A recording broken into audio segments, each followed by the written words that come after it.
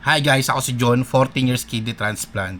Kung nakaabot ka sa video na to, for sure nang galing ka sa Facebook page natin.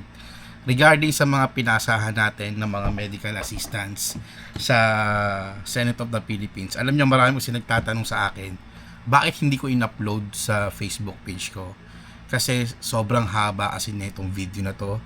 And sana suportahan nyo din ako dito sa YouTube channel natin ng John R. Boys.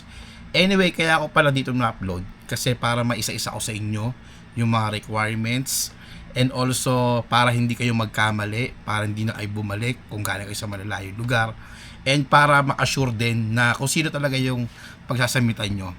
Ngayon, sa bandang huli ng video, i-update ko kayo kung sino yung nagbigay agad sa atin.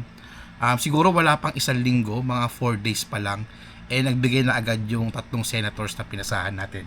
Anyway, meron tayong kodigo dito. And na-upload ko naman to sa Facebook page natin. Hindi ko na po i-edit tong video to, talagang dire-diretso lang na-upload. Ito. So, yung dito na lang ilalagay, dyan. Ngayon, listahan ng mga, yung mga pwede nating pasahan na walk-in muna. So, yung lugar ng Senate nasa Pasay po. Nasa tabi ng ng tawag nito ng ano bang government agency yun, basta along sa Senate of the Philippines siya, sa may Pasay, malapit sa MOA. Katabi siya ng ng ano bang bangko yun, nakalimutan ko na. Anyway, yung sa walk-in po kasi ang mga senator lang 7.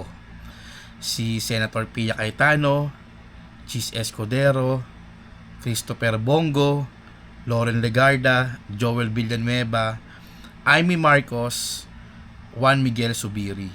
Ngayon kay Senator Amy Marcos, NKTI lang, tsaka Philippine Heart Center. Magbavary siya kung saan kayo nagpapagamot. Let's say nasa government hospital kayo, itanong nyo kung nag-a-accept sila ng medical assistance galing sa mga senators. Kung oo, pwede kayo mag-walk-in dito sa mga nabanggit kong mga 7 senators. Imagine 24 senators tayo pero 7 lang yung meron. Anyway, meron din namang online, lalo na sa mga malalayong lugar, sa mga probinsya. Ito yung sa Office of the Senator ni Senator Nancy Binay, kay Francis Tolentino, kay Senator Mark Villar, tsaka kay Senator Risa Hontiveros. Alam ko kay Senator Risa Hontiveros mabilis po magbigay yan. Pag-uusapan natin dito yung mga requirements. Sunod-sunod po siya, 6 po yung requirements. Personal letter, ito. Pwede kayong gumawa ng personal letter. Sumunod naman po, clinical abstract or medical certificate. Yan, kailangan po updated dapat within 3 months updated po yung mga medical certificate nyo. And also kailangan may pirma ng doktor, syempre yung lisensya, and kailangan certified true copy or original po yung mga clinical abstract nyo. Anyway, Xerox na naman ang kailangan dito. Mamaya rin pag-uusapan yan. Ang next na requirements, kailangan sunod-sunod personal letter, medical certificate, tapos quotation. Pwede rin po mga quotation ng gamot, quotation ng medicine, quotation ng procedure, hospital bill. Yun po yung kailangan na quotation kapag magpapasa kayo ng ng medical assistance. Next naman po is yung photocopy of valid ID ng pasyente or ng patient and representative. Kung kayo mismo ang pasyente, yung ID nyo na lang po.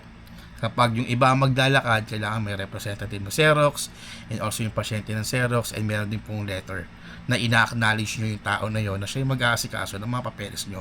Kailangan po kamag-anak. Then, indigency.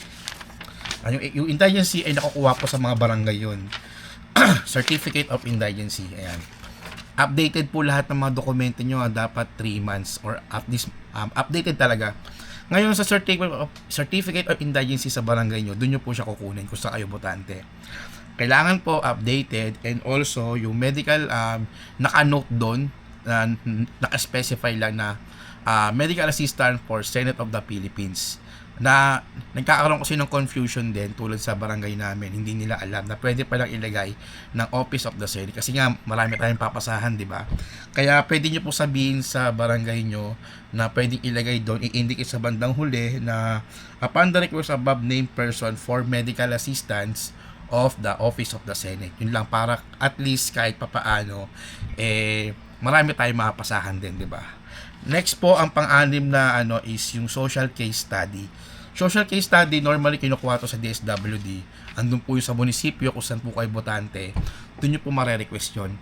Kung wala pa po kayong kopya na ganito, hindi ko alam kung kailan ibibigay sa inyo, kung kaya bang within the day or babalikan nyo pa. Pero mas maganda kung may kopya na, kung meron kayong ganito, i-xerox nyo, ipakita nyo para i-adjust nyo na lang, and madali na lang po. Sa case ko po kasi, ang sabi ko, baka pwedeng ilagay na lang sa bandang huli naka-address sa Senate of the Philippines. Sa Muntinlupa po kasi hindi po pwede. Hanggang 5 lang po ang pwede nilang lagyan ng pangalan. Naka-specific po talaga yung name pag sa Muntinlupa. Pero sa iba, pumapayag sila na ilalagay nila na for the Office of the Senate. Mas maganda kung ganun, para at least Xerox na lang kayo ng Xerox. Ngayon, sa 7 requirements na yon, kailangan sunod-sunod po. Medyo mabilis ba yung salita ko? Hindi nyo po kailangan ng original. Xerox lang po ang kailangan. At isa lang po ang, sa 7 sinabi ko ng mga senators na walk-in, 2 po pala kailangan naka-address. Yung, etong social case study na to, naka-address kay Senator Bongo, tsaka kay Senator Joel Villanueva. Ulitin ko po, yung social case study kailangan po naka-address kay Senator Bongo and Senator Villanueva. Kung magpapasa sa kayo sa kanya, kailangan po original. Yung the rest po na 5, pwedeng Xerox na lang po at ilalagay nyo na lang Senate of the Philippines. Yan po, malinaw po. Kasi yung kasi yung requirements ni Senator Bongo tsaka ni Senator Villanueva, original po talaga yung social case study and naka-address at nakapangalan mismo sa kanila. Ngayon, tapos na tayo sa mga requirements. Xerox lang naman po ang kailangan, except po sa social case study na kailangan po ni Senator Bongo at Senator Villanueva. Xerox lang. So, kailangan magpa-Xerox kayo. Kung 7 ang papasahin nyo, 7 rin po lahat ng set na i-Xerox nyo. Ganito kalaking 7. Magpa-Xerox na po kayo sa labas. Dahil sa labas, piso lang. May 2. Sa loob po kasi ng Senate 4 pesos. Sa may labas, sa loob sa mga tindahan doon, 4 pesos kasi yung Xerox. Sobrang mahal. Which is, namahalan din ako kasi naka 10 pages yata ako ng Xerox. 40 pesos din yun, di ba? Sobrang mahal. Magpa-Xerox na po kayo sa labas. Ayan po ang masasabi ko sa inyo. Magpa-Xerox na kayo sa labas. Next naman na pag-uusapan natin, paano yung letter? Sa letter, magsusulat kayo. 7 rin po ang susulatan nyo. Ngayon, para mapadali, ang diskarte po dyan, gumawa na po kayo ng letter. Ngayon, yung sa address, i-blanko nyo muna. Once na matapos kayo, i-Xerox nyo, tsaka nyo sulatan isa-isa. Senator Pia, Senator Bongo, Loren Legarda, Joel Villanueva, Marcos, Zubiri, yan. Para at least hindi na kayo mahirapan magsulat, Xerox na lang po kayo. Tapos, once na kompleto na to, i-stapler nyo, sunod-sunod ho dapat. Kailangan sunod-sunod. Then, pupunta na po kayo sa loob, bibigyan kayo ng form ni ma'am. Pifilapan nyo po yun, isa-isa rin pong pifilapan. Pero pwede nyo pong i-Xerox, ayun nga lang, mas mahal. Mas maganda kung i-isa-isa nyo na lang. Konting pagod lang, sulat-sulat lang. Madali lang, 7 lang naman susulatan nyo. Tsaga-tsaga lang din talaga. Whole day po sila. Starting ng alas 8 yata hanggang alas 6. Alas 6 or hanggang alas 7, tinatapos nila lahat ng dokumento. Mabilis lang po ang proseso, basta kompleto kayo ng mga requirements, wala kayong kulang, basta updated lahat ng mga sinabi ko sa inyo, masasubmit nyo po siya lahat. Yun po yung sa mga walk-in. Sa online naman, email lang, same requirements, ganun din po, i-email nyo lang din sa 4 lang na nabanggit ko. So yung iba, tablado na, wala ko talaga silang medical assistance. Ano pa bang pag-uusapan natin? Yung next naman, paano yung mga nasa probinsya? Ayun ang normally na problema sa probinsya. Ngayon kasi sa probinsya kasi, sobrang hirap. Kailangan nyo kausapin yung ospital nyo kung tumatanggap sila ng mga medical assistance galing sa mga senators. And mas maganda kung mag-i-email na lang kayo sa kanila, di ba? Or mas maganda kung magpasa na lang kayo sa mga party list. Kasi sa Facebook page, maraming party list doon. Pwede nyo isa-isahin yung mga party list. Nagbibigay naman sila. Ngayon sa mga nabanggit ko mga senators dito, try nyo kay Senator Lito Lapid. Email nyo siya. Or sa Facebook page siya, nagbibigay ho din kasi siya. Ano pa bang pag-uusapan natin? Ayun lang, mukhang ayun lang yung pag-uusapan natin. And yun, bonus pala natin. Kailan ba ako nagpasa? Basta nagpasa ako, let's say Monday. Siguro mga after 4 days, 3 days, may sumagot po agad sa atin. At may nagbigay na po ng assistance na medical lang. Yung sa 7 pinasahan natin, ang nagbigay po sa atin, sino ba to? Kaya lang, hahanapin ko. Ito, nag-thank you so much nga ako. Ang unang nagbigay sa atin is si Senator Francis Escudero. Diba? Ang bilis lang. Kahapon siya nag-ano sa akin ng umaga. Good day. Ito, 5,000 pesos ang binigay sa akin na guarantee letter po, hindi po cash. Medicine and laboratory. Ito, may reference code na ako. Gusto nyo, kukunin? Yan, kunin nyo. Joke lang. 5,000 kay Senator Francis Escudero. Nag-thank you tayo dyan. Tapos, may nag-email sa atin. May nag-email naman sa atin. Sino pa ba nagbigay? Dami nagbigay sa atin, ha. Next naman, ito. Nag-email sa atin. Sino ba to? Senator Pia Cayetano. Ito, masipag magbigay ito. Nagbigay sa atin ng code pero walang amount. Siguro mga 4,000 or 5,000, 8,000, di ko alam, mga ganon. Ito, nagbigay ulit sa atin. Then, meron din nagbigay ulit. Nakakailan na ba ako? Minsan nakakalimutan ko na yung iba. Teka, meron pa taong Tapos, kanina, na-text sa atin. Kaso mali yung surname ko, pero feeling ko tama naman.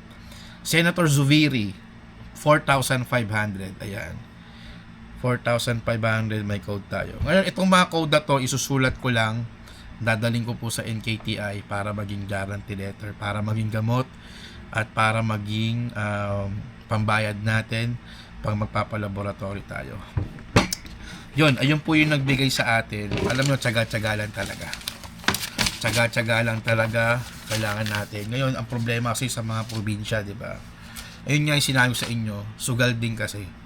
Kunwari nasa probinsya kayo, gusto nyo pumunta sa Senate, minsan hindi ko rin inaano kasi what if walang available na guarantee letter para sa ospital na yun, di ba?